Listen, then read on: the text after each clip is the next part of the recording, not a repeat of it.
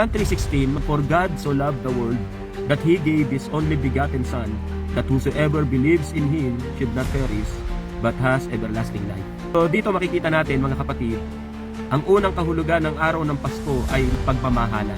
Tuturuan tayo ng Biblia to love unconditional, gaya ng Diyos na nagmahal sa atin, bagaman tayo mga makasalanan. So pangalawa mga kapatid, na kahulugan ng Pasko, pagbibigayan. Meron akong isang quotation na nabasa, ang sabi po doon, you can give without loving, but you cannot love without giving. Sa tuwing dumarating ang araw ng Kapaskuhan, we exercise giving.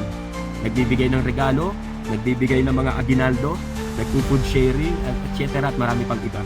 Pangatlo mga kapatid, pagpapatawad.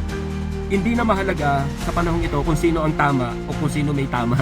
Hindi na mahalaga kung sinong tama at kung sinong mali. Ang mahalaga ay yung marunong umunawa at marunong magparaya. Sa Mateo chapter 18 verse 21 to 35, ang sabi ni Apostol Pedro, Panginoon, hanggang kailan ba ako kailangan magpatawad? Makapito po ba? Pero alam niyo, sabi ni Jesus, hindi ko sinabing makapito, kundi 70 ulit pa nito.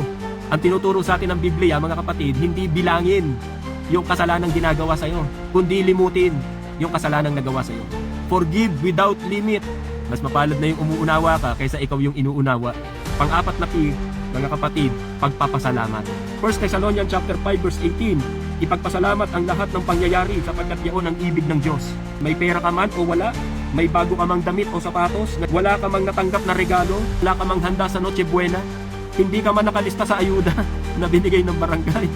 So, ang lahat ng bagay, pangit man o mabuti, ang kalagayan natin, matuto tayong magpasalamat sa Diyos. In everything, give thanks, sapagkat yon ang ibig ng Diyos. Amen po ba?